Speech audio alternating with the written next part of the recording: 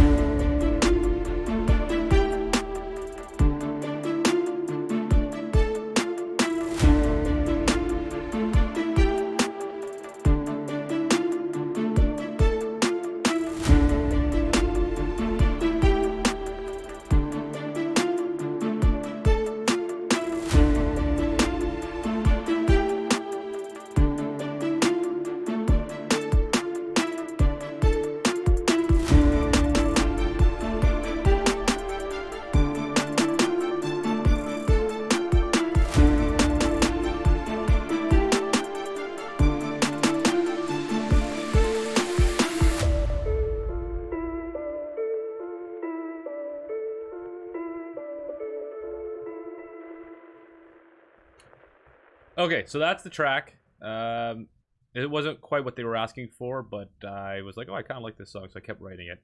Thought I'd share it with you guys.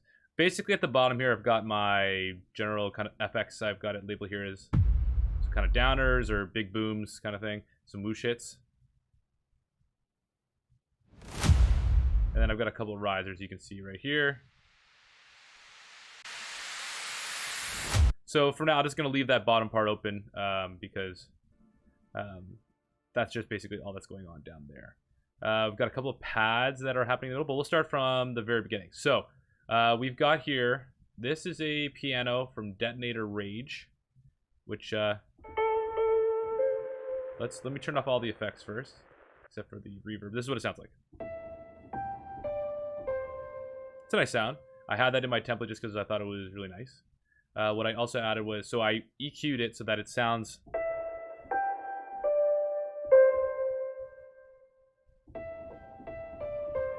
so it sounds like it's kind of underwater, something like that. And then the kind of like key to the whole sound is this retro color, RC20 retro color. So basically what you can do with this is you can make things sound retro. It sounds like, you can choose like vinyl, you can choose a bunch of different sounds. But it sounds like basically there's a needle spinning. So let's hear it. If I turn it off.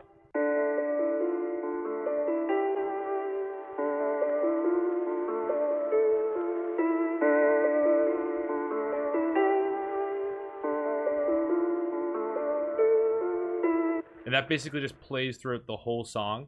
I guess not in the Act 2, so I'm wrong. It plays from Act 1 and Act 3.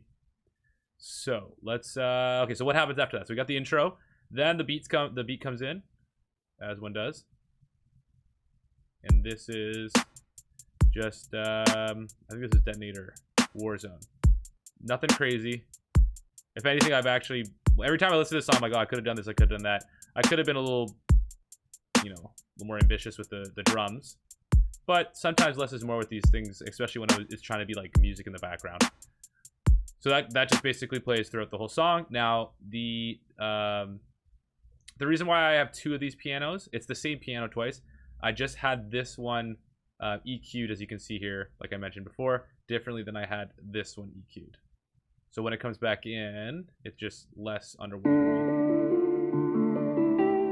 with the same plugins. Okay, so we got the plugin, we got the drums, and we've got the piano. I was originally going to sidechain the drums, but I just left it for now. And so basically all I did was I took the piano and brought it over here to the violas I've got.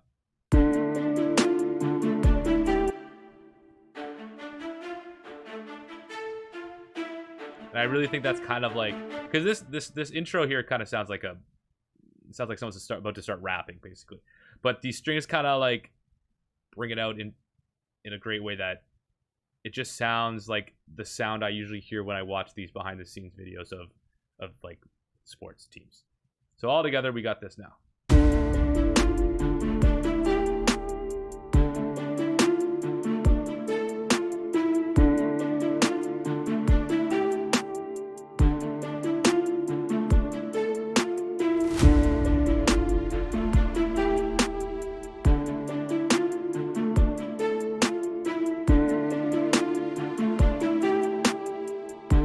Okay, so there's the next element. So we've got some long strings, which are from CSS.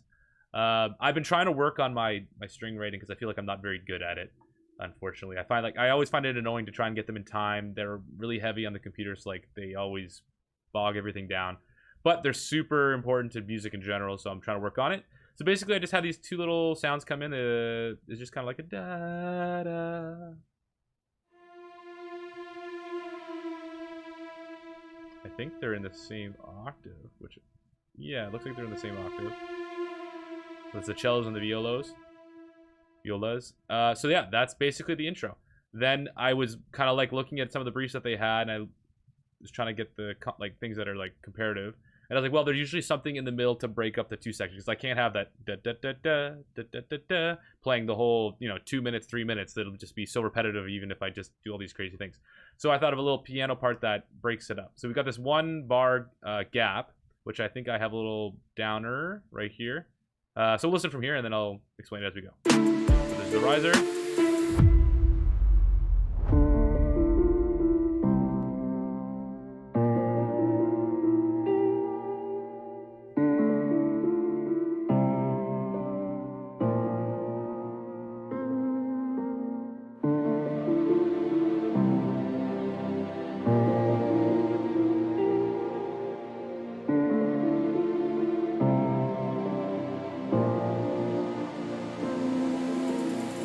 Okay, so that's the piano part basically repeats itself twice. Then I thought, well, okay, I need something for the second part here, so I added in these kind of like these strings.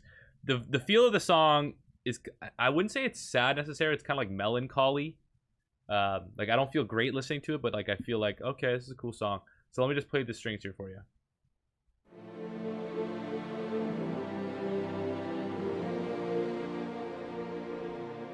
So that's the first part. Then the second part is the same thing, basically. And I moved a couple of notes just so that you get a little bit of a higher register at the end there. So let's play it one more time.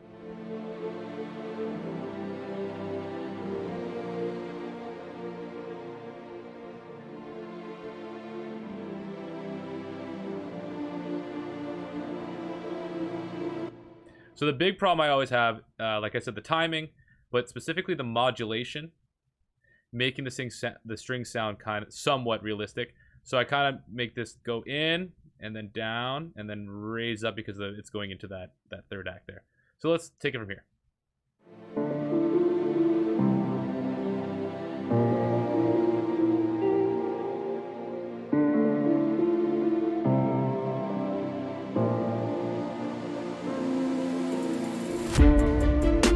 Weird sound at the bottom there. One last thing, I've got these pads. I don't even know if you can hear them. Let's see. Oh, you can. I kind of forgot they exist.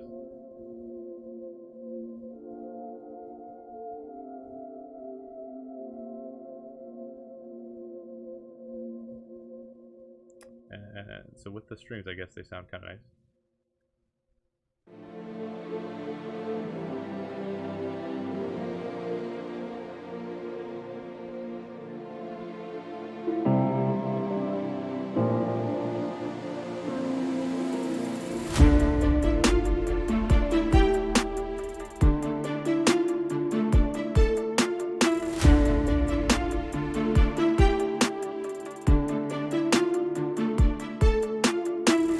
Okay, so that first half of the last part of the song, what do we have? So now we have the violins coming in, playing the exact same thing that the violas are playing and the pianos were playing. I'll play that for you.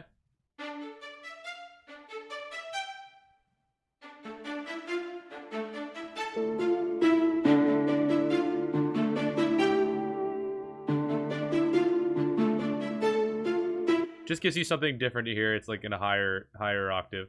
And then we've also got the long strings playing the same thing, except I've got these are labeled incorrectly. If you right click, nope, it's not working.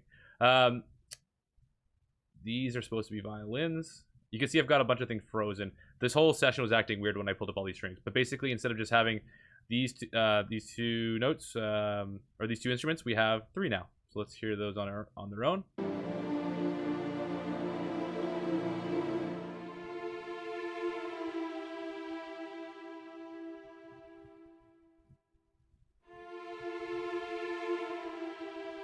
Then I think we have the violins coming here a little bit higher.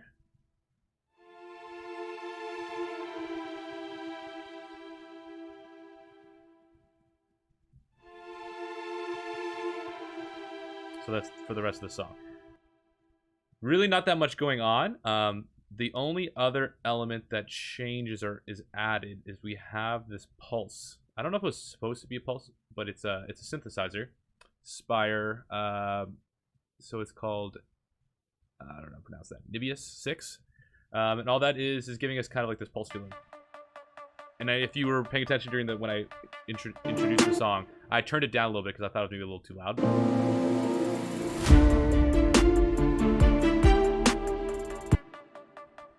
Right? I always say this, just a little bit of pace. I thought about adding some like little like downers or maybe some suckbacks to try and just give it a little bit more life, but I was like, I don't know if that's what I was going for. It's more of just a background song, like I said. So I kept it pretty simple.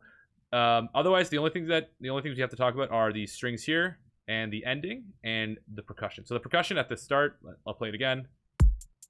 Pretty basic. I have the hi-hat bringing it back in right here, and then it changes up a little bit.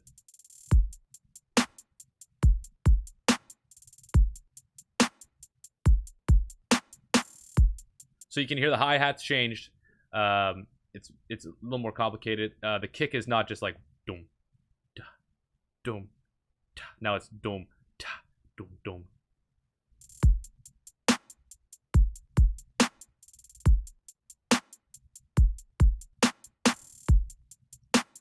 Then as the song goes on, I just try and add in little variations just to make it interesting as the song's going along. So where's the next one? Right here, probably.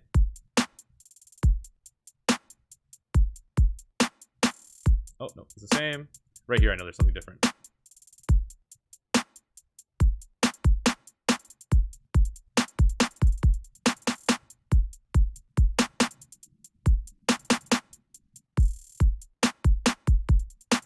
Right? I'm just trying to keep it fresh for the listener, especially as we're building towards the end of the song. So I'll play it from here, and you'll just see that. Oopsies. I added in these strings, and I panned one left and one right slightly, just because I found that they weren't necessarily coming through. And it's just a new line. So let's play these on their own.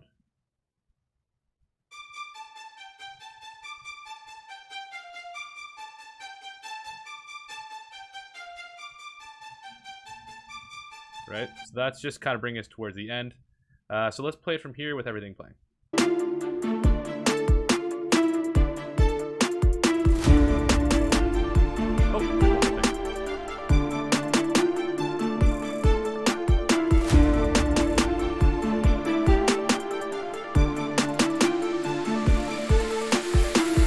So right when those strings come in again, that new line there, we've got this synth that comes in, and I think I threw in an arpeggiator on it.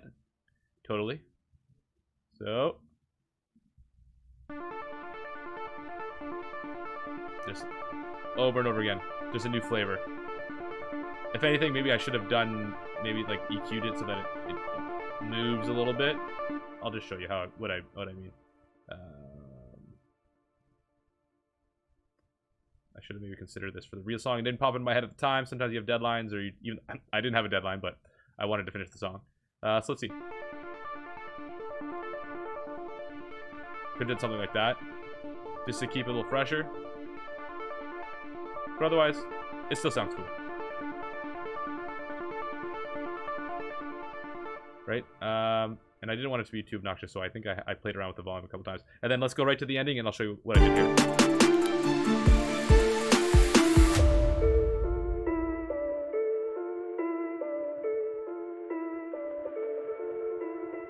Okay, so it's the same piano 3 times. 1, 2, 3.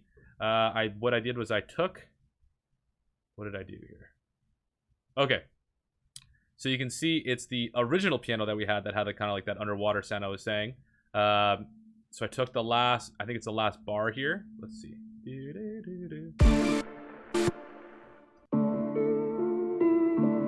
Basically. Right? And then we play it here.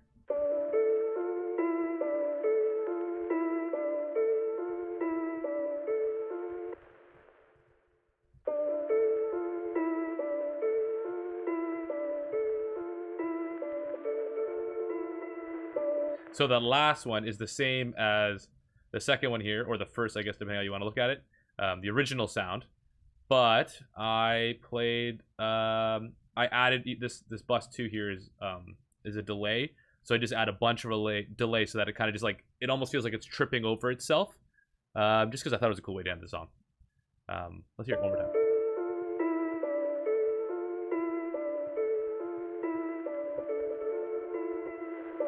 And you can even hear, if you're really paying attention, you can hear the kind of scratching noise from the retro, the vinyl sound.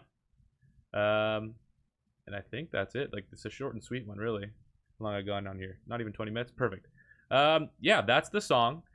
I kind of just wanted to make this song that sounded like it had a guy with a really cool voice doing voiceovers.